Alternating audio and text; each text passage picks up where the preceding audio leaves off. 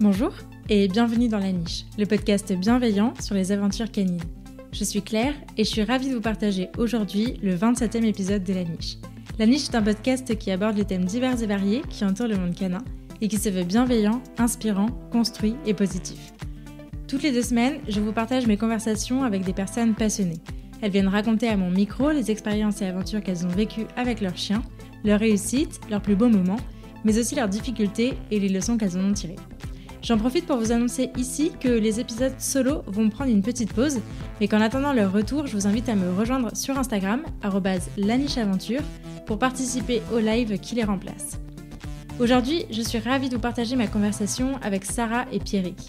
Sarah et Pierrick sont les heureux humains de Enzo, et tous les trois, ils ont fait un tour d'Europe à vélo. Alors dans cette discussion, ils nous racontent cette aventure, les 3 mois à vélo qu'ils ont passés sur la route avec un chien de 35 kg. Sarah et Pierrick nous partagent leurs anecdotes, leurs futurs projets, mais surtout tout un tas de bons conseils pour se lancer dans une telle aventure. Alors que vous soyez déjà humain d'un chien ou que vous vous apprêtiez à le devenir, cet épisode est pour vous. Mais je ne vous en dis pas plus et je vous invite tout de suite à rejoindre ma conversation avec Sarah et Pierrick. Et bonjour à tous les deux, je suis ravie de vous accueillir sur La Niche aujourd'hui. On va commencer par les présentations, je vous laisse vous présenter de la manière dont vous souhaitez. Qui êtes-vous ? Ouais. Alors moi je suis Sarah, je suis infirmière, j'ai 28 ans, je suis la propriétaire d'Enzo, avec qui on a fait le voyage à vélo dont on va parler là. Du coup, moi Pierrick, 30 ans, compagnon de Sarah et du coup beau papa de Enzo, le chien voyageur. Voilà. Ok, trop cool. Alors est-ce que vous pouvez nous présenter Enzo ? Enzo c'est un chien qui partage ma vie depuis 8 ans. C'est techniquement un golden qui est croisé avec un labrador. En gros ça fait une sorte de flat coat, un grand flat coat qui fait 35 kg, qui est lourd à porter à vélo. C'est un chien qui est toujours à côté de moi. Je voyage avec lui, je l'ai toujours emmené partout, donc c'est un peu c'est la partie poilue de mon âme, c'est comme ça que j'aime bien l'appeler. C'est mignon ça. Alors quelle était votre expérience avant d'avoir Enzo ? J'imagine que votre expérience est différente du coup. Comment ça s'est passé pour vous ? Est-ce que vous avez toujours eu des chiens ? Est-ce que ça a toujours fait partie de votre vie ou pas du tout ? Moi oui, moi j'ai vécu à la campagne et on a toujours eu des chiens à la maison, plein de chiens, enfin plein de chiens à la suite et plusieurs en même temps. Et du coup, moi j'étais persuadée d'être un chien quand j'étais petite. Je parlais à mon chien, je jouais avec lui tout le temps. Enfin, on avait une interaction qui était sympa. Après, c'était des animaux qui vivaient dans le jardin et du coup, il n'y avait pas cette relation que j'ai actuellement avec Enzo, parce que c'était comme ça qu'on faisait. Voilà. Mais moi, les chiens, ça a toujours été un truc assez essentiel dans ma vie. Moi de mon côté c'est pareil, mes parents on a grandi à la campagne, on a toujours eu des chiens, pareillement, de races différentes, de caractères différents. J'ai toujours eu des interactions un peu comme ça, pas forcément à m'en occuper sur le plan global, mais à apprécier la compagnie, à essayer de communiquer avec eux, à juste faire des petites interactions à gauche à droite. Mais c'est vrai que depuis que j'ai quitté le domicile parental, j'ai pas eu du tout d'interaction avec d'autres chiens, mis à part depuis que je suis avec Sarah depuis 2 ans et demi, avec du coup Zozo également. Ok. Et du coup toi Sarah, qu'est-ce qui t'a motivée à prendre un chien une fois adulte alors ? On m'a un peu boostée en fait. Le truc c'est que j'ai du coup toujours eu des chiens. Ado j'ai perdu mes parents et du coup j'ai dû abandonner mon chien. Et ça a été un truc pas mal marquant dans ma vie. Et puis j'ai gardé mon vieux chat que j'ai toujours, mais c'est pas pareil qu'avoir un chien. Après je suis partie dans un centre équestre pour faire une sport-étude qui s'appelle Fearful. C'est un truc d'éducation comportementale pour chevaux. Et du coup là-bas, j'ai rencontré plein de gens, mais il me manquait mon chien. J'ai adopté un cheval, mais il me manquait un chien. Et du coup, j'ai des copains pour mes 20 ans qui m'ont dit « Écoute, t'as pas le moral, un chien ça te ferait du bien, viens on t'offre un chien ». Donc c'est à pas faire d'offrir un chien, mais bon, ils m'ont proposé de le faire. Oui, c'était consenti, c'était pas une grosse surprise quoi. C'était consenti, ouais. Bien sûr, c'était pas du tout une surprise. Et du coup, ce soir-là, je crois quand ils me l'ont dit, j'ai cherché sur le Bon Coin, j'ai passé la nuit sur le Bon Coin. Je pense que c'est pas non plus à conseiller, mais bon. Et j'ai vu cette espèce de boule de poil là qui devait avoir 2 mois en photo, et je me suis dit vas-y c'est lui. Et du coup, on a été avec mes copains le chercher le lendemain. Et du coup, j'ai récupéré cette petite chose dans ma vie, qui était une super une super surprise, super truc. Ouais, c'est chouette. Au début, c'était pas simple de ce que tu disais de la relation avec le Ouais, zozo. au début, je m'attendais à avoir un truc hyper fluide parce que j'avais jamais eu un chiot et du coup, c'était pas si fluide que ça. En fait, il faut apprendre à s'aimer, il faut apprendre à se connaître, il faut apprendre à communiquer ensemble. Et en fait, au début, il m'emmerdait parce qu'il avait besoin de sortir, il avait besoin de plein de trucs et moi, j'étais pas habituée à donner autant, mais c'est trop bien parce qu'en fait, il a appris trop de trucs. C'est cool. Et du coup, sur le choix de la race ou en tout cas du type de chien, comment ça s'est fait? C'était un peu du hasard parce que t'es tombée sur lui ou c'était réfléchi? Ouais, c'était à demi réfléchi, hein. J'avais regardé un peu, je sais pas pourquoi dans mon imaginaire je voulais un loup tchèque ou un truc un peu sauvage. Puis j'ai lu un peu des choses dessus et je me suis dit que c'était pas du tout une bonne idée. Je vivais dans ce centre équestre avec des enfants en stage tout le temps. Je voulais pouvoir l'emmener partout, je voulais un chien qui soit quand même assez souple et j'avais lu que ces chiens-là c'était quand même plus compliqué pour eux, ce type de mode de vie. Et du coup, je pense qu'il m'a fait penser à mon chien d'enfance. Et il avait un peu la même tête et je me suis dit que, je sais pas, je pense que c'est ça qui s'est passé. Et il avait une petite tête mignonne. Il était pas loin, je sais pas. Il m'a fait tilt, mais il n'y a pas eu un choix très très réfléchi derrière. De toute façon, toi, tu préfères les chiens un peu costauds, un peu poilus, des sortes de... Ah ouais, je voulais un gros chien par contre. Ouais. Ok. Un grand chien. Critère important. C'est chouette. Du coup, aujourd'hui, on va parler d'un voyage que vous avez fait avec Enzo, qui est un voyage à vélo.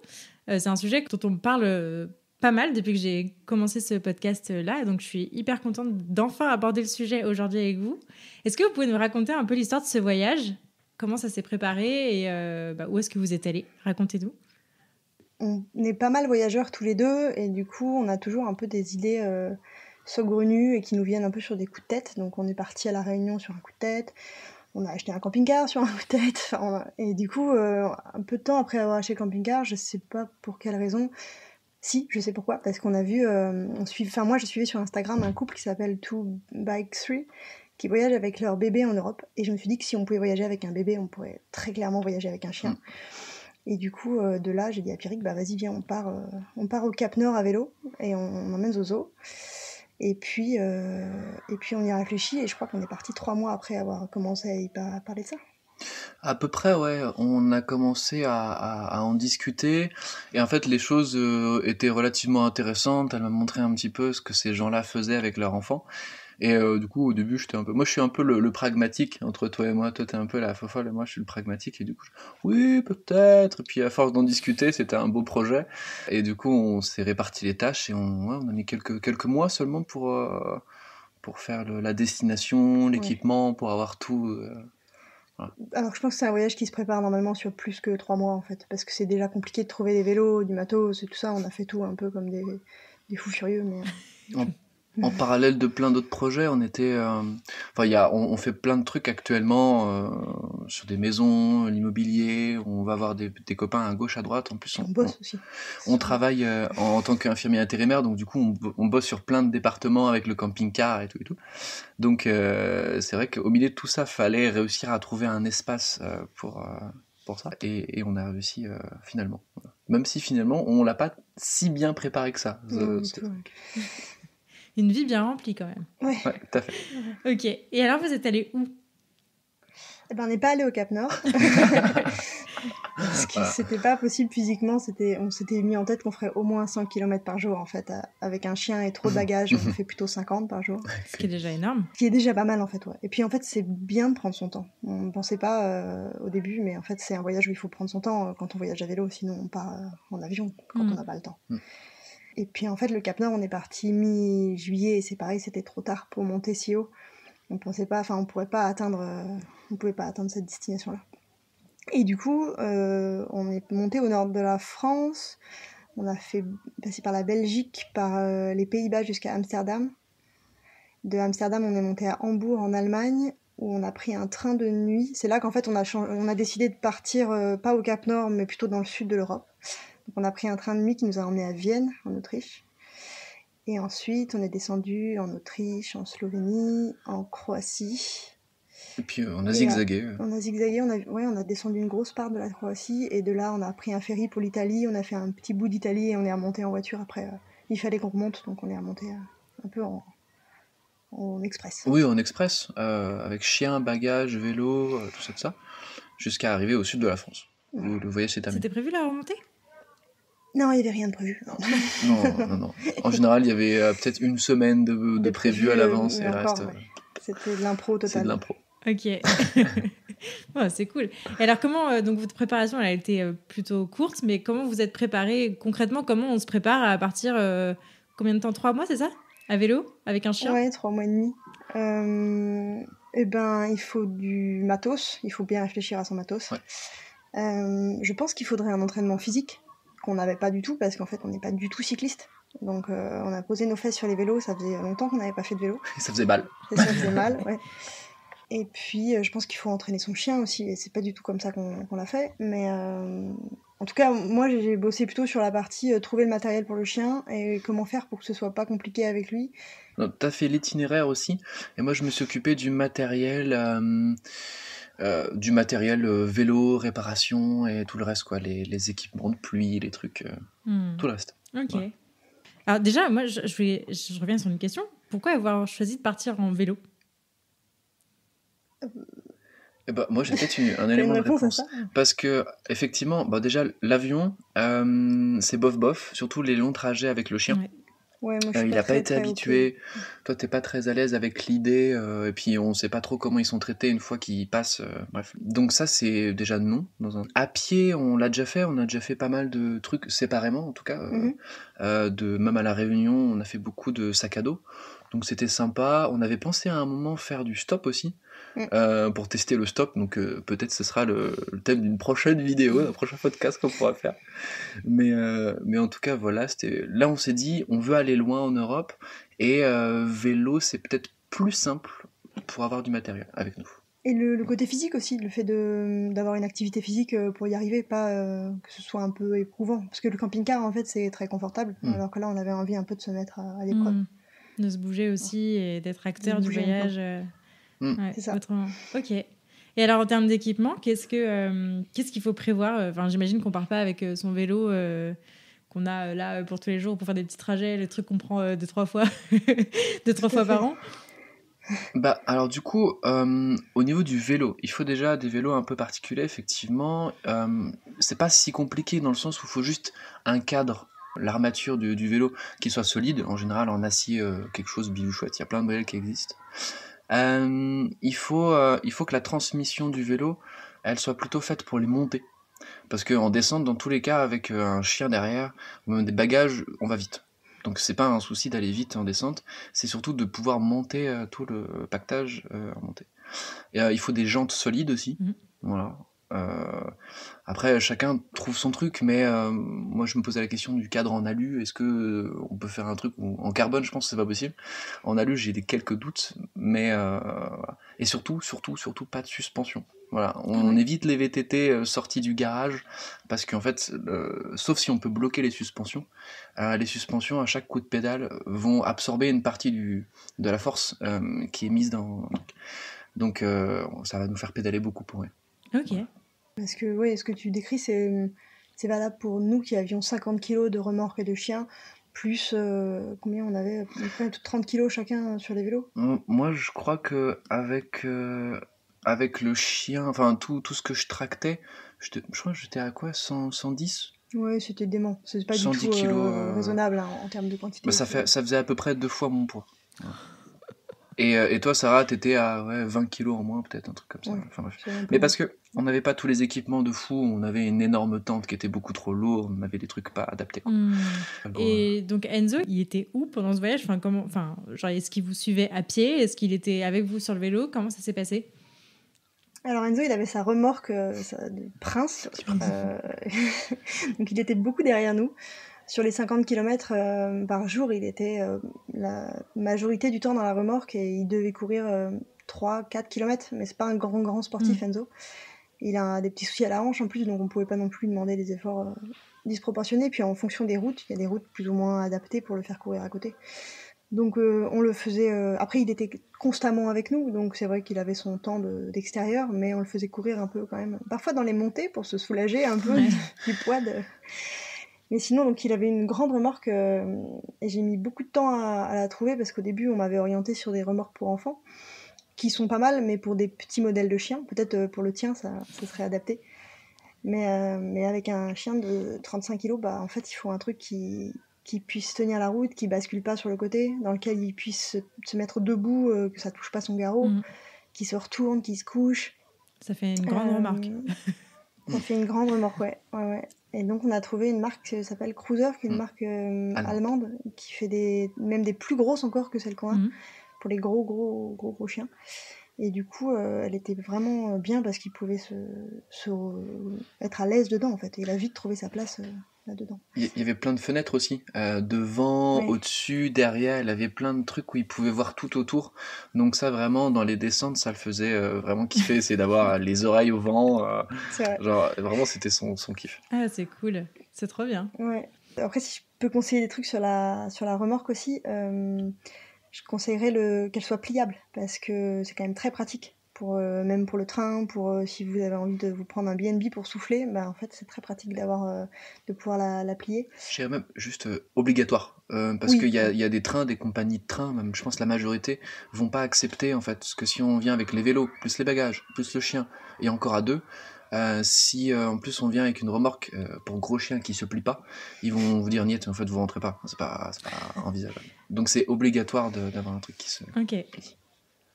Et puis un coussin dans le fond, un truc confortable parce qu'en fait il passe quand même au moins 5 heures par jour, donc qu'il se chope pas des escarres et qu'il ait pas mal aux patounes. Et on a fait faire par la mère de Pierrick, qui est couturière d'ameublement, une super bâche étanche, parce que quand il pleut, il se retrouve pas inondé dans sa chariote. Et ça, je comprends pas pourquoi la marque a pas pensé à fabriquer un truc adapté, mais ça c'est vraiment essentiel. Et d'ailleurs c'est rigolo parce qu'il y a des gens qui sont en voyage en vélo en Europe qui m'ont contacté là pour me demander comment faire pour fabriquer une truc étanche, parce qu'ils sont partis sans et ils étaient en difficulté. Donc ça je le conseille. Ok.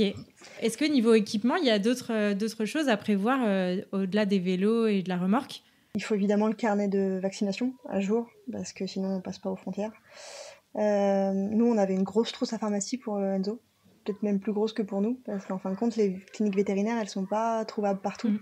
Et du coup si vous êtes à 60 km de la première clinique véto, il faut être capable de pouvoir gérer en attendant, parce qu'à vélo ça va quand même moins vite qu'en voiture. Donc moi je conseillerais d'aller voir son véto pour avoir une petite trousse à pharma bien complète et connaître un petit peu les signes cliniques pour pouvoir adapter les médicaments. Après des choses basiques comme tous les jours, mais une pince à tique, tout ce qui est antiparasitaire, tout ça, surtout en voyage, parce que des tiques il y en a partout quand on dort dans la forêt. Et puis des bandages, des protections pour les pattes, si jamais... J'ai vu des gens qui avaient leur chien qui courait beaucoup à côté du vélo, et il faut vraiment penser aux coussinets, parce qu'ils ne sont pas adaptés à ce rythme-là, les coussinets de nos chiens. Donc il faut le temps qu'ils se fassent. Puis après, le classique gamelle, laisse, harnais, muselière absolument, même si on a un chien adorable et que sa muselière, il l'avait autour du cou, mais dans les trains, ils ne te laissent pas prendre le train si tu n'as pas une muselière. Nous, ce qui nous a manqué, c'était... un manteau ou un petit duvet pour qu'il ait chaud la nuit. On avait une couverture, mais en fait, là, il commençait à faire froid et c'était pas suffisant. Donc ça, c'est pas mal, je pense, de trouver un manteau. Ok. Et donc, du coup, tu as évoqué que des fois, vous dormiez dans la forêt. Moi, c'était ma question. Où est-ce que vous dormiez ? Comment vous logiez ? Alors, j'imagine que c'est pas tout le temps en tente et tout le temps dans la forêt, sur 3 mois et demi. Mais comment ça s'est fait ? Et bah, du coup, on a découvert une application qui s'appelle Warm Shower.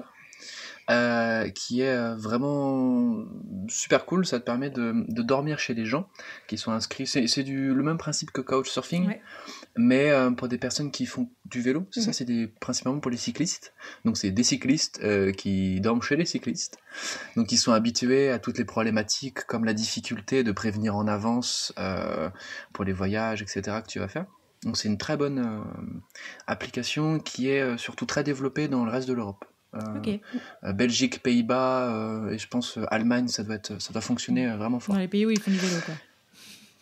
C'est ça. Ensuite, on a fait du camping, pas mal, donc sauvage, du camping aussi où on payait des petits emplacements de terrain. Parfois des B&B pour se ressourcer un peu, parce qu'il y a eu des passages qui étaient plus compliqués. Mais on en reparlera juste après du B&B, mais il y a surtout un truc, c'est qu'on toquait sinon chez les gens et on leur demandait si on pouvait prendre un bout de jardin chez eux ou si on pouvait dormir quelque part, et puis en fait très très très souvent ils nous ouvraient la porte pour poser la tente ou même une pièce, une chambre, etc. Et c'était des rencontres super, vraiment super.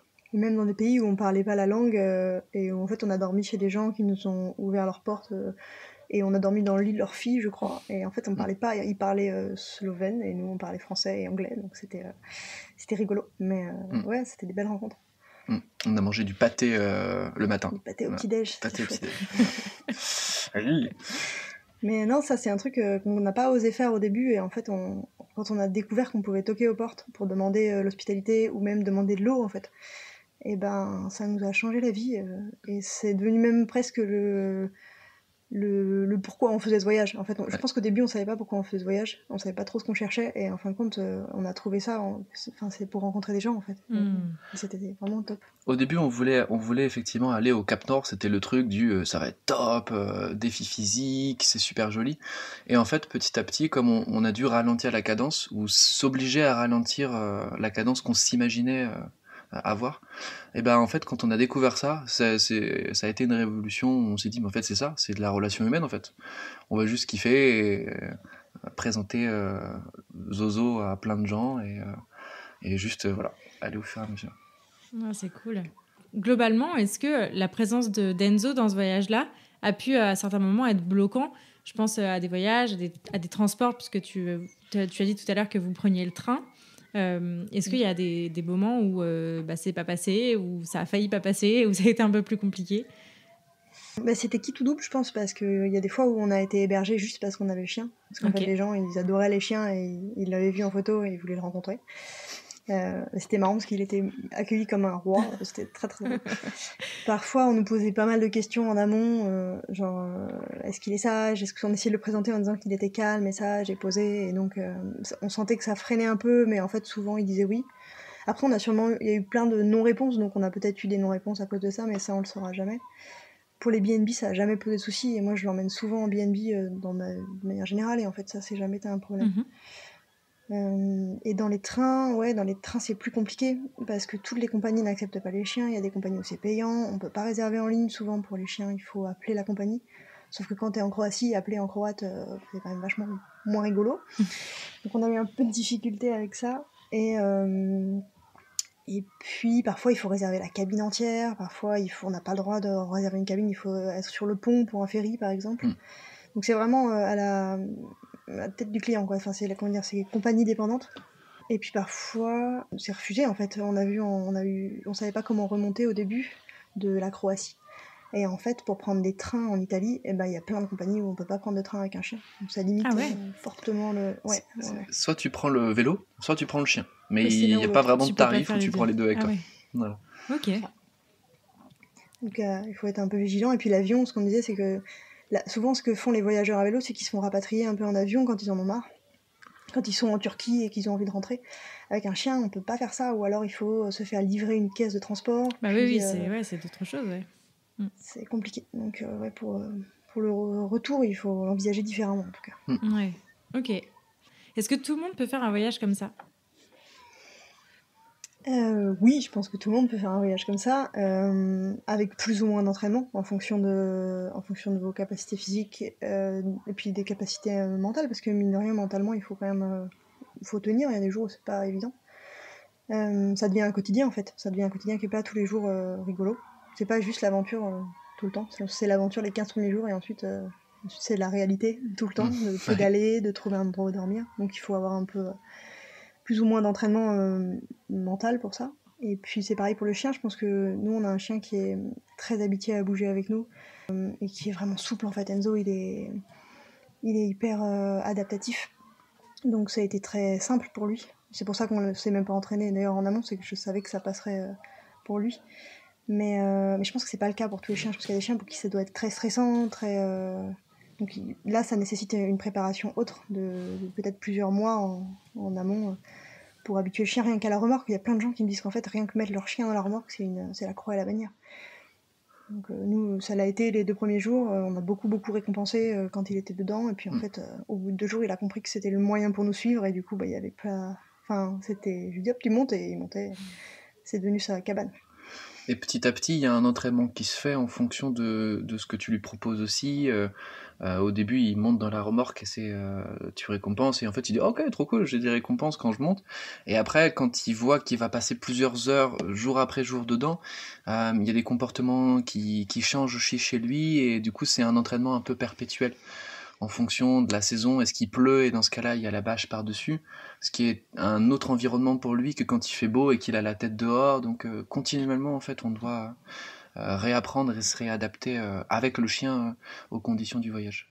Donc pour la préparation, ça va vraiment dépendre. Même peut-être plus. En fait, c'est un voyage enfin, quand on part avec son chien, c'est vraiment un voyage qui va dépendre du chien et pas trop de nous. On doit quand même beaucoup se tourner vers lui. Par exemple, on est parti, c'était la canicule. Et ben, on n'avait pas prévu de devoir s'arrêter toutes les 2 heures dans un lac pour qu'il baigne pour se rafraîchir. Faut pas que le timing soit trop serré comme un voyage. En fait, il y a plusieurs types de voyages à vélo. Nous, on a vu pas mal de personnes qui traçaient. Ils faisaient du 100-120 km par jour avec des biclowns.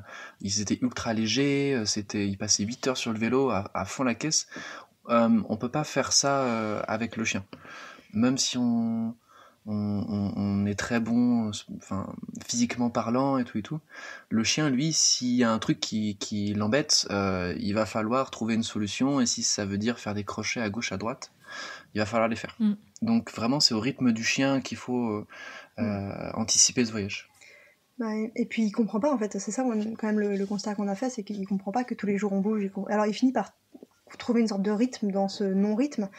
Mais lui, il sait pas pourquoi est-ce qu'on monte dans la chariote et qu'on part, et où est-ce qu'on va dormir, et qu'est-ce qui va se passer, et quand on a un B&B, est-ce qu'on va y rester 1 an ou est-ce qu'on va y rester 2 jours. Ça demande une souplesse intellectuelle pour lui, je pense quand même. C'était presque plus dur en fait le B&B pour lui que le camping, parce que effectivement au fur et à mesure il s'habitue, et quand il sort de sa chariote, il sait qu'il a 1 heure pour aller découvrir toutes les odeurs autour, forêt, parc, plage, lac, enfin. C'était la fête ça pour lui. Et je pense que véritablement ça a été une période qu'il a beaucoup apprécié, le fait de découvrir l'Europe et d'aller laper dans tous les petits coins de rivière d'Europe. Il était genre ok, ça là c'est bien. Ouais, je pense qu'il a bien aimé, hein. Il est revenu, il a fait une petite déprime au retour de voyage. C'est ce que j'allais vous demander, comment ça s'est passé le retour? Pour moi c'était un peu salvateur parce que j'étais fatiguée et j'avais besoin de me poser un peu, et puis on avait envie d'envoyer sur d'autres choses aussi. On aime bien quand ça bouge. Mais pour lui par contre, moi j'ai trouvé que c'était plus dur parce que il passait de H24 avec nous à être un peu moins avec nous parce qu'on a repris le boulot, et puis à faire moins de balades forcément, je sais pas combien d'heures de balades il faisait par jour en fait, mais c'était dément. Donc il a pas trop aimé le retour. Là, il s'est refait un certain rythme, mais pareil, il était un peu anxieux quand on partait avec les vélos sans lui. Il se demandait pourquoi on partait avec les vélos et on le laissait, et il a fallu le rassurer pas mal sur le fait qu'en fait on revient tous les soirs à nouveau. Il y a eu aussi un petit truc par rapport une sorte de protectionnisme un petit peu qu'il faisait par rapport à nous, par rapport à quand il était dans la chariote, quand il était dans la tente, parce on était doté d'une énorme tente, où il avait sa propre chambre dedans. Ouais, c'est génial, un vrai pacha. Et du coup, je pense que c'est pareil de passer d'un état où il est tout le temps avec nous, à nous suivre, pour nous protéger, pour être là, un peu garant de notre sécurité, et d'un coup d'un seul, de plus avoir ce rôle-là au quotidien. Je pense que ça l'a déstabilisé le temps qu'il retrouve un équilibre, en disant en fait non, c'est tranquille, là il n'y a pas de danger. Ouais, parce que c'est vrai que moi il me sert un peu de protecteur, je sais pas si c'est bien ou pas, mais depuis toujours c'est un peu mon garde du corps quand même. Et du coup en camping sauvage, je pense qu'il a bien senti que j'avais besoin de ça et je dois renforcer un peu ces comportements-là, et du coup alors il est pas agressif, mais il est un peu vigilant en fait, il est en survigilance quand il y a des gens qui s'approchent, tout ça. Okay. Après, moi c'est ce que j'attendais de lui. Des bêtes sauvages. Des bêtes sauvages. Donc du coup il faut, je pense, soit se préparer un peu physiquement parce que c'est pas anodin, mais aussi le chien, vraiment au niveau comportemental, l'habituer à l'équipement, l'habituer au style.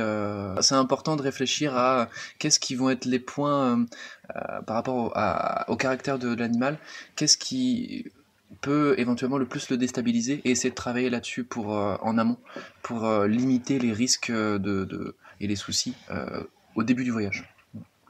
Ok. Est-ce que vous considériez qu'il y aurait une éducation particulière à transmettre à son chien avant de faire un tel voyage? J'imagine déjà une bonne sociabilité, parce qu'il va voir du monde, il va voir du pays, comme on dit. Mais sinon, à part ça, est-ce qu'il y aurait quelque chose en particulier que vous avez travaillé ou vous avez dû travailler au moment T? Je pense qu'il faut bien le connaître quand même et bien le comprendre parce que j'imagine que partir avec un chien, on connaît à peine, c'est quand même pas évident. Effectivement, qu'il soit pas hyper réactif à tout et n'importe quoi, sinon lui ça va le mettre en difficulté. Je pense qu'il faut, s'il est stressé de base, il faut apprendre à le déstresser un peu parce que sinon ça va être très dur. Moi, il répond bien aux ordres simples, il marche au pied, donc c'est quand même très confortable. Il va pas partir bille en tête. Bon, une fois de temps en temps, il part bille en tête sur un lapin, mais c'est très très très occasionnel, donc c'est pas. Je pense qu'effectivement, un chien qui fugue ou qui est pas hyper connecté à son humain, c'est peut-être un peu plus compliqué. Nous, on est très connectés tous les deux, donc c'est quand même beaucoup plus facile.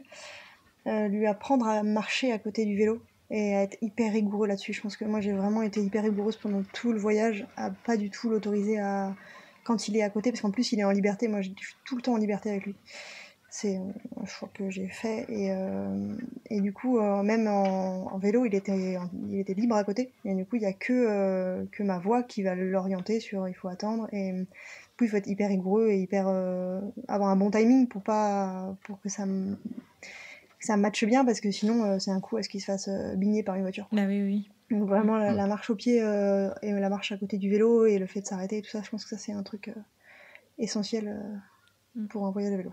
Ça peut être des choses, par exemple, à travailler un petit peu en amont, voir avec son chien, parce que c'est vraiment agréable de l'avoir juste à côté, marcher au pas sur des sentiers un peu tranquilles. Et ça peut être une bonne base d'entraînement déjà pour la connexion avec le chien en amont. Ouais, renforcer plus les bons comportements tout le temps, quoi, pour que ça se passe bien. Ouais. Enfin, avoir un chien qui passe partout, qui a une bonne gestion de ses émotions, qui soit bien connecté, c'est important. Tout à fait. Et je pense qu'il y a la question de l'âge aussi, peut-être. Je pense faire ça avec un chien mature, c'est pas la même chose non plus que faire ça avec un jeune chien. Alors, bien sûr, on ne fait pas ça avec un chiot, au cas où l'idée vous traverserait. Mais les gens qui font. On voit de tout, malheureusement. Mais un jeune chien, je sais pas, qui aurait 2 ans, donc qui serait apte physiquement à faire ça, mais qui serait encore un peu tout foufou dans sa tête, qui ne saurait pas trop se poser, etc. Je pense que c'est nettement plus compliqué et tu peux vite être beaucoup plus en difficulté qu'avec un chien mature, qui est déjà habitué à suivre le mouvement, à t'écouter, et à kiffer de son côté, mais tranquille, quoi. Je pense que ça va vraiment dépendre du caractère du chien aussi, parce que Enzo, à 2 ans, ça aurait été aussi gérable, je pense. Il a toujours été hyper réceptif, donc je pense que j'ai vraiment eu beaucoup de chance avec ce Zozo-là qui est hyper sage. Et disons que dans le voyage, en fonction de par où on passe, par exemple, on passe par plein d'endroits différents. Des endroits dans la campagne, dans la forêt, sur des routes parfois très, très denses, avec beaucoup de trafic. Donc je pense que c'est à chacun aussi d'évaluer l'intérêt. On parlait de courir au pied à côté du vélo. On peut très bien le faire, même avec un chien relativement jeune et qui n'a pas encore une sorte de calme, de maturité, sur des chemins, par exemple le canal de Nantes est très propice pour ça. Il n'y a aucune voiture qui circule, et si le chien il veut sauter à l'eau pour aller choper un canard, c'est pas trop, au pire il est mouillé. Mais il n'y a pas trop de danger, de risque en particulier. C'est un bon terrain de jeu pour lui apprendre ce genre de choses. D'ailleurs, on faisait pas ça sur des routes dangereuses, parce que même si je connais bien Enzo et qu'il obéit bien, il peut faire un écart pour X raisons, et du coup, non, on prenait surtout pas le risque. On était vraiment sur des chemins de campagne, en fait, quand on le lâchait. Tout le temps. Ouais. Sinon, effectivement, il faut le mettre en laisse. Après, le risque de la laisse à vélo, c'est de tomber avec et de générer un truc encore plus emmerdant. Traumatique. Ou lâcher la laisse, vraiment, s'il y a un problème, je sais pas. Mais je pense que ça, il faut être vraiment rigoureux quand on veut l'avoir au pied. On peut pas faire tout et n'importe quoi. Ouais, c'est clair. Je voulais faire un petit stop sur l'alimentation, sur la gestion de l'alimentation. Comment vous avez fait pour nourrir Enzo pendant tout ce voyage-là? Il a jeûné. Non. 3 mois de jeûne, il a perdu 20 kilos. C'est ça, il était beaucoup plus léger à la fin. Beaucoup plus pratique. Pour des raisons de confort de pédalage. Tout à fait. Voilà, je recommande le jeûne. Non, Enzo, il a toujours été aux croquettes, des croquettes gastro-intestinales, parce que c'est un chien qui a le bidou un peu en vrac. Et du coup, ça a été une grosse question qu'on s'est posée, parce que moi, j'avais très peur de changer son alimentation. Mais j'avais aussi pas du tout envie de porter 13 kilos de croquettes par mois ou toi, oui, sur mon vélo. Et du coup, j'ai discuté pas mal avec une amie à moi qui est véto, qui m'a dit écoute, la ration ménagère, c'est un truc qui fonctionne bien, et renseigne-toi là-dessus. Alors, je ne me suis pas renseignée assez. Maintenant, je commence à me renseigner et à connaître un peu plus comment équilibrer ça. Après, je suis pas sûre qu'on puisse équilibrer très très bien une ration ménagère en voyage. Mais en tout cas, c'est comme ça que ça s'est passé. Nous, on a fait la transition un peu avant le départ. Ça s'est hyper bien passé. Il n'y a pas eu de soucis du tout au niveau digestif. Et du coup, je me suis dit que c'était envisageable. On avait pris un stock de 6 kilos de croquettes au cas où, quand même. Qu'en fait, on a écoulé sur les premières semaines. Il n'y a pas eu de problème. Et il a du coup été nourri à la ration ménagère sur tout le long du voyage. Et en fait, il mangeait comme nous. Il mangeait matin, midi et soir comme nous, juste avec de la viande. Nous, on mangeait très très peu de viande. Lui, il a mangé du coup beaucoup. Il a mangé toute la part de viande que l'on mangeait. Et donc voilà, ça nécessite un peu de taf parce qu'il faut cuire les pâtes, il faut tout cuire en fait. Il y a juste la viande. Alors j'ai peut-être fait l'erreur de faire ça et je recommande pas de faire ça. J'ai donné de la viande crue, moi, beaucoup. En me disant, oh, le barf, bon, on peut donner la viande crue. Après, je pense que les règles sanitaires en Europe sont pas les mêmes que forcément en France. Et puis du coup, c'était pas congelé, c'était pas cuit. Donc je pense que vraiment, ça, c'était pas une idée incroyable. Il n'y a pas eu de soucis au niveau digestif, mais peut-être qu'il y en avait et que ça se voyait juste pas. Donc je conseille quand même de faire cuire la viande. Voilà. Et lui, ça lui a bien réussi en tout cas. Il a pris du muscle très fort pendant ce voyage. Ouais. Il n'a pas eu du tout de soucis au niveau de son ventre. Et du coup, en revenant, là, je suis en train de me renseigner pour faire un vrai calcul de ration un peu plus adapté que ce qu'on a fait. Parce que c'est compliqué, hein. Il y a des endroits où en Croatie où il va manger des saucisses gnocchi pendant 2 jours parce qu'en fait, il n'y a que des saucisses gnocchi, quoi. Faut quand même être prêt à accepter que ce soit pas toujours gégène. Il n'y a pas toujours le boucher ou l'Intermarché ou le Carrefour qui est juste à côté pour prendre vraiment ce que tu veux. Donc, ou alors, il faut son stock de croquettes. On n'a pas réussi, nous, à le tirer jusqu'à la Croatie, mais il faut en avoir un peu pour les jours où on est en déj de viande, quoi. Ouais, c'est ça. Ouais, c'est marrant parce que je me disais, tu vois, en partant en Europe, tu trouves quand même un peu la même chose que ce que tu as en France, et en fait, non ? Pas tant que ça. Bah, ça dépend, là. Les parcs nationaux en Croatie, il y a vraiment le strict minimum pour les touristes, et du coup, c'est un peu de la bouffe dégueu. On avait trouvé quand même des choses congelées, mais c'est vrai que fallait anticiper un peu pour pas se faire avoir, en fait. Sachant que si les personnes veulent ne pas forcément changer de marque ou de type de croquette, on peut pas trouver tout partout. C'est ça le souci. Alors du coup, nous, on avait pensé à cette possibilité. Ce serait, pour un voyage à plus court terme, si les personnes connaissent à peu près les lieux étapes dans lesquels ils passent, les contacter au préalable pour leur demander si une livraison de croquettes ne les dérange pas. Toi, tu me disais qu'il y avait des gens qui faisaient ça pour les chevaux, par exemple, qui livraient... Ah oui, pour les voyages à cheval, effectivement, t'es obligé de planifier vachement tes étapes. Et je sais que sur les treks aussi, des longs treks, regardez pour faire les Pyrénées, justement, la traversée des Pyrénées, et en fait, il faut se faire livrer ses croquettes.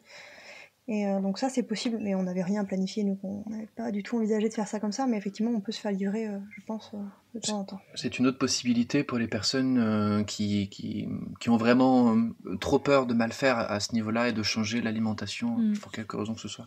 Après, sinon, avoir des compléments, nous on avait quand même des CMV avec et tout ça, et je pense qu'effectivement se renseigner bien avec un véto-nutritionniste avant de partir, c'est pas mal parce que il y a un besoin en protéines quand même plus important parce qu'il a une dépense physique importante aussi. Donc je pense bien se renseigner. Mais en tout cas, la ration ménagère, c'était ça vous a bien bon convenu. deal pour Enzo. Ouais, tout à fait. Ok. Ah, c'est cool, c'est intéressant. Donc oui, je vais revenir un peu sur les choses à prévoir en termes de santé ou de prévention. Est-ce qu'il y a des vaccins particuliers à faire ? Est-ce que vous aviez des contacts véto quelque part ? Est-ce que vous avez pris une assurance ? Comment ça se passe ? Alors non, on n'avait pas d'assurance. Par contre, effectivement, moi j'ai une de mes meilleures amies qui est veto, donc c'est ça mon contact de veto. Mais de manière générale, en fait, c'est que dès que j'ai un souci, je l'appelle et elle est hyper de très très bons conseils, donc c'est quand même très pratique. Mais sinon, effectivement, je pense qu'il faut il faut prévenir son veto habituel et pouvoir être en communication avec assez facilement quand même. Moi, je dirais aussi, tu disais, garder contact avec son veto, ne pas hésiter à lui demander tous les signes cliniques, à essayer de faire une petite checklist de tous les signes cliniques qui peuvent être significatifs par rapport à une nutrition pas adaptée, j'ai mal à la patte, ou mon chien il a tel comportement, il pleure, il reste en boule, il est apathique, qu'est-ce que ça signifierait? Voilà. Essayer de se faire un petit aide-mémoire là-dessus. Ou alors le savoir déjà, mais c'est vrai que c'est pour ça que je dis qu'il fallait une bonne communication, enfin une bonne connexion et une bonne connaissance de son chien, c'est que il faut savoir s'il y a un petit souci quelque part, c'est pas toujours, ça clignote pas toujours quoi, donc il faut être quand même capable de les repérer. Et ouais, dans les anecdotes pas rigolotes qu'on a eues, en Croatie, il y a eu une tempête et on s'est retrouvés bloqués dans un B&B. Et en fait, Enzo, je sais pas ce qui s'est passé, on était au premier étage et en fait, au lieu de faire le tour de la maison pour descendre comme on faisait tous les jours, il a sauté dans le vide. Il a pas vu qu'il y avait le vide et il a fait une chute de 3 mètres. Et du coup, je me suis retrouvée en Croatie, au milieu d'une tempête, à pas pouvoir bouger, avec mon chien qui venait de tomber de 3 mètres de haut et qui était vraiment pas bien. Et là, on peut pas, en fait, il n'y a pas de solution pour aller chez le vétérinaire. Donc, il faut être capable de surveiller soi-même, de faire une auscultation, d'avoir son veto, effectivement, à côté pour savoir les signes d'alerte. Et ça, ça a été compliqué à vivre. Je veux bien le croire, parce que j'ai vécu la même chose ici. donc, ouais. Ok. Et ouais, non, moi, Charlie est resté paralysé 3 jours, par exemple, après ça. Donc, ouais. Waouh. Ouais. Ah oui, je pense que ça aurait été terrible, ça, s'il y avait une paralysie. Waouh. Ouais, non, je sais pas, je sais pas comment j'aurais fait. Ouais. Non, mais c'est vrai que je pense que c'est un gros point. Hein. C'est comme l'alimentation. Enfin, comment on gère s'il y a un problème, comment on gère pour le nourrir tous les jours correctement. Je pense que c'est effectivement des grosses questions à se poser avant d'y aller, quoi. Tout à fait. Et du coup, pour les vaccins, la rage pour toute l'Europe. Ouais. Et sinon, il y a un site qui est pas mal, qui reprend tous les différents les spécificités dans le monde des différentes vaccinations, des différents parce qu'il y a des prises de sang, par exemple au Maroc, je sais qu'il faut des sérologies pour de la rage pour rentrer, pour sortir du Maroc. D'accord. Donc en fonction, et ça répertorie tout ce qu'il faut et c'est à jour normalement. C'est pareil pour les pays, la Norvège, je crois, ou la Suède.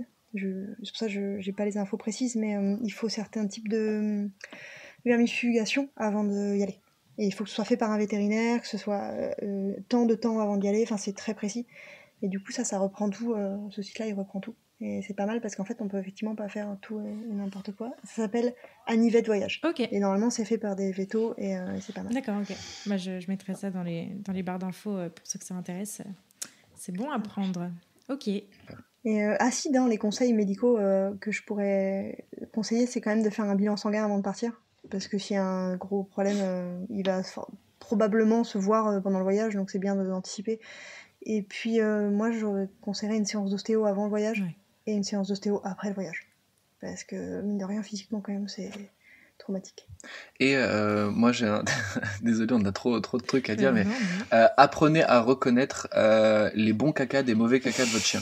Ouais. Très important de l'étude des selles et l'étude de la quantité d'urine produite par le chien, parce que l'élimination, c'est vraiment ultra significatif. Et ça, c'est pour tous les jours. Ouais, c'est le premier signe de bonne santé, de toute façon. C'est ça. Hein, ouais. Ok. Et c'est pas que le poil. Les chiens, on se réfère au poil. Bon, voilà. Le poil, les cacas, les gencives. On va passer du coup à la partie conseil. Est-ce qu'il y a une chose que vous auriez aimé savoir avant de vous lancer dans ce voyage ? Il y en a plus qu'une. Déjà, peut-être, c'est ce qu'on disait tout à l'heure de Tokyo Port. Vraiment, si on m'avait dit que c'était si simple, je pense qu'on l'aurait fait tout de suite et ça nous aurait soulagé pas mal de détours aussi pour trouver de la flotte, alors qu'en fait, il y en a partout, de l'eau. Donc ça je pense que c'est un bon conseil. Et peut-être aussi mais ça, c'est une expérience qu'on découvre soi-même, mais de se dire que si en fait on a un refus, ben c'est même une bonne nouvelle parce que ça va être la porte d'après qui va être la bonne porte et ça va être la belle rencontre qui va être derrière. Et du coup, presque être content en fait. Nous, c'était ça à la fin, on avait des refus, on disait ok, c'est pas grave, viens, on va rencontrer la prochaine personne qui va être celle qui va être sympa pour ce soir. Non, Un bon GPS, je pense. On est parti un peu en n'ayant pas de GPS et je conseille quand même d'avoir, pour pas passer sur des routes dangereuses, d'avoir un GPS adapté au vélo et pour pouvoir voir un peu en amont par où on passe. Parce qu'on s'est fait quelques petites frayeurs quand même et on a quand même un grand pactage avec le chien à l'arrière, même s'il y a beaucoup de lumière et tout ça pour le voir, il y a un drapeau, il y a tout ça, mais des fois les automobilistes passent près, donc c'est bien d'avoir un bon GPS pour savoir, pour éviter les énormes axes dangereux. Peut-être aussi le rythme. Moi j'aurais bien aimé qu'on me dise qu'en fait 100 km par jour c'était trop et qu'il fallait apprendre à prendre son temps et être plus souple et vraiment s'adapter au chien et en fait juste vraiment prendre son temps, et si on n'a pas envie de se lever à 8h du matin et qu'on a envie de se lever à 11, bon, à moins qu'on se fasse déloger parce qu'en camping sauvage ça peut arriver, mais sinon ouais, prendre son temps en fait, profiter de l'expérience plus que rusher en fait, et prévoir large en fait, si on prévoit un voyage de 3 mois, avoir de la marge de manœuvre autour en fait. Est-ce que vous avez mis plus longtemps que ce que vous aviez prévu ?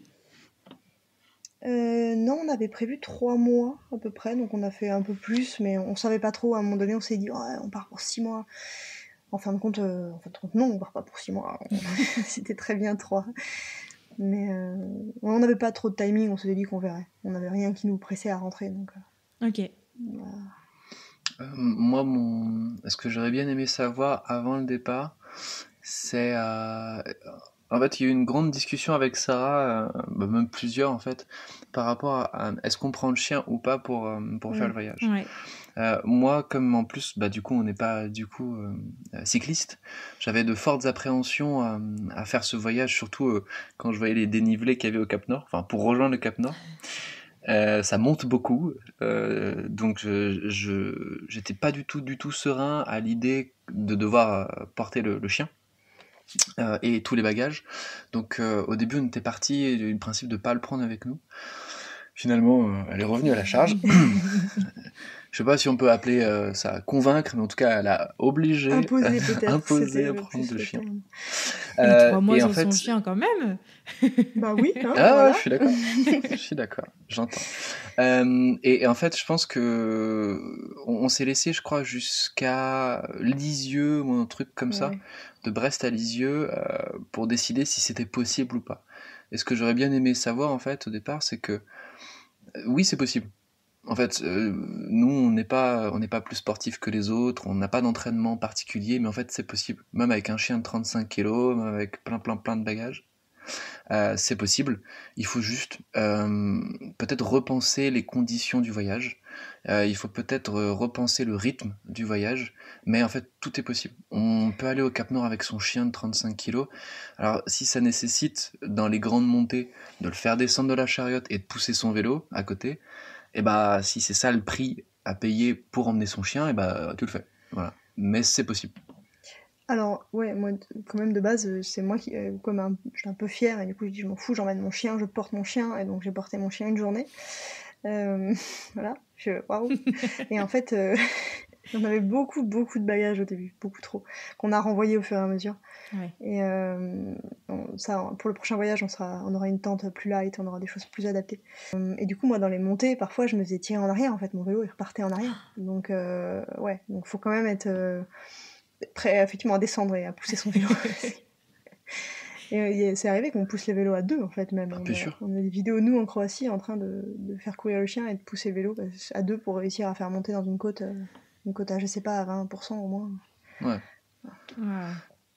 Mais en tout cas, c'est qu'une question d'organisation, de logistique et surtout de motivation, en fait. Parce que les muscles, on les a au bout d'un moment, hein, c'est la force des choses. C'est la question que j'allais vous poser. Vous êtes revenu avec des cuisses énormes ou comment ça se passe? On a maigri beaucoup au début. C'est vrai? On a très fort maigri. Ouais, puis on se voyait pas en fait. Et un jour, on a été hébergé chez quelqu'un au bout de 15 jours. Et du coup, on s'est vu dans un miroir en prenant une douche. Et on s'est dit, oh putain, on a maigri. Et... je me suis coupé la barbe et j'étais genre, oh mon dieu. Ouais, c'était fou. Et on était épuisés au début. Je pense que les premières semaines, on était physiquement épuisés. Et puis après, on a augmenté la quantité de nourriture aussi qu'on mangeait. Ouais. On n'avait pas augmenté beaucoup et après, on a augmenté. Et du coup, on a pris du muscle, on a pris du gras. Et en fait, le corps s'habitue. On n'est pas revenu plus maigre qu'au début.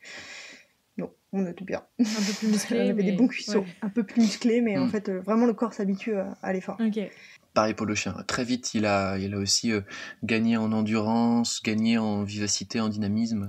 Il était gainé au retour, vraiment, il faisait du pilate, en fait, dans la chariote, je pense. Il était hyper gainé.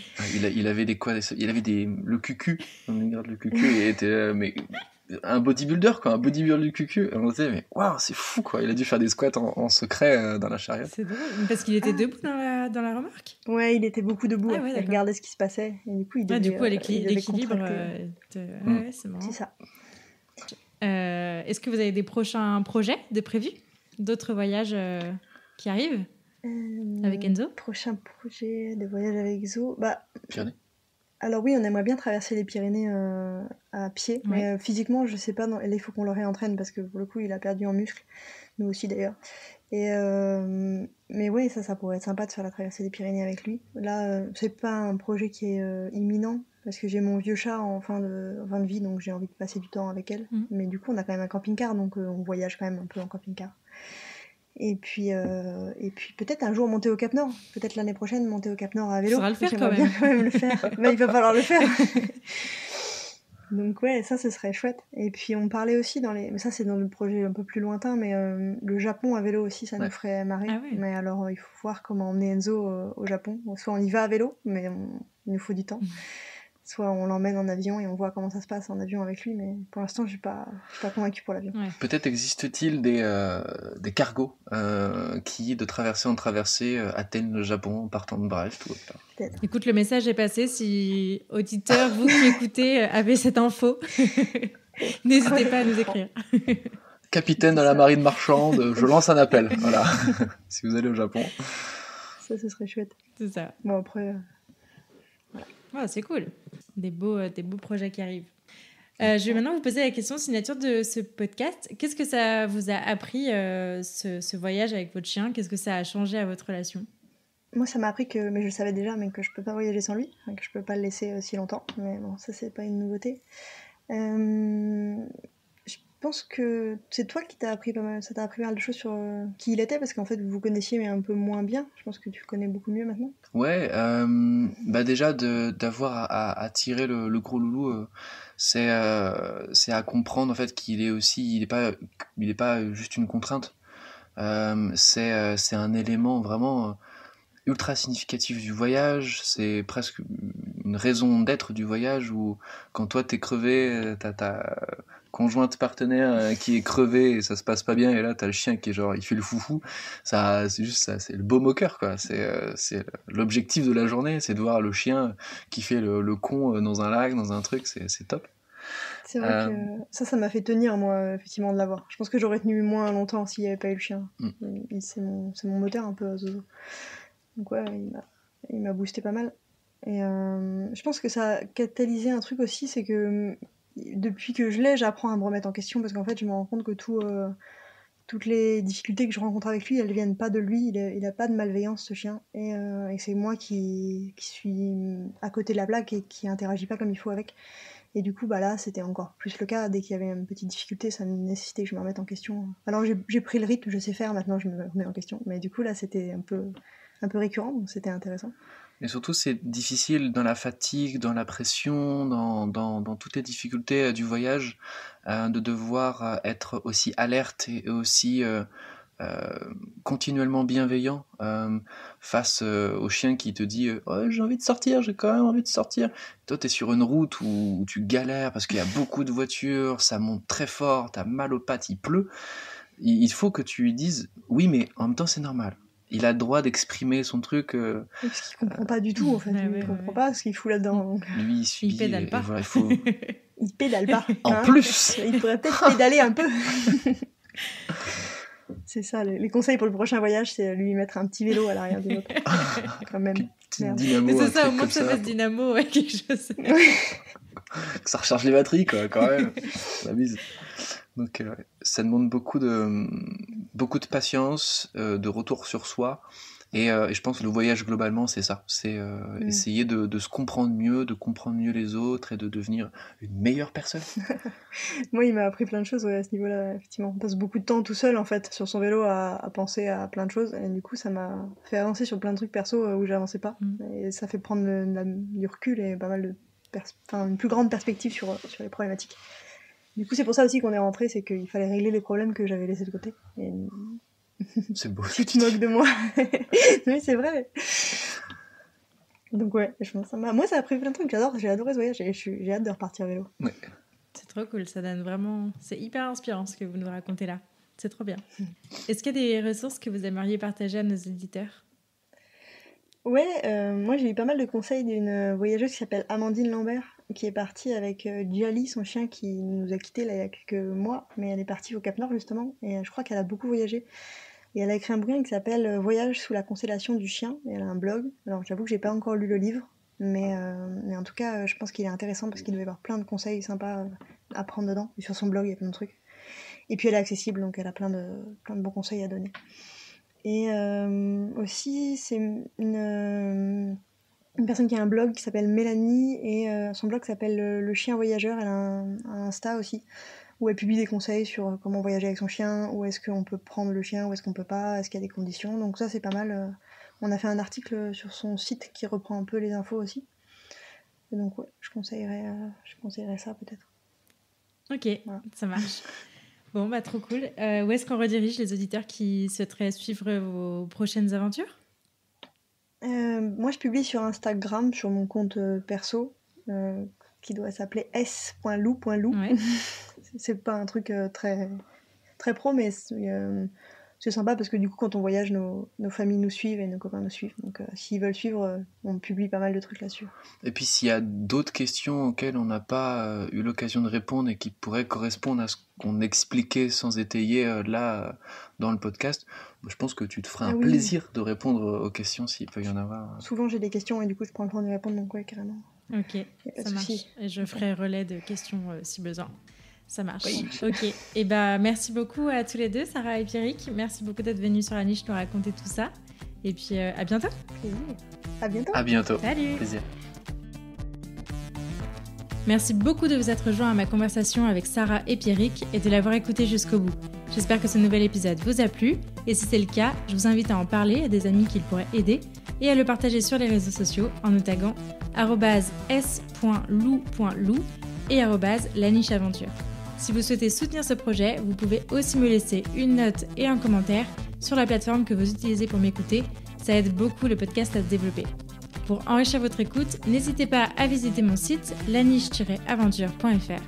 Enfin, pensez à vous abonner et à me suivre sur Instagram pour ne rien rater de nos aventures et des prochains épisodes qui arrivent très vite. D'ici là, prenez soin d'eux, prenez soin de vous et je vous dis à la prochaine!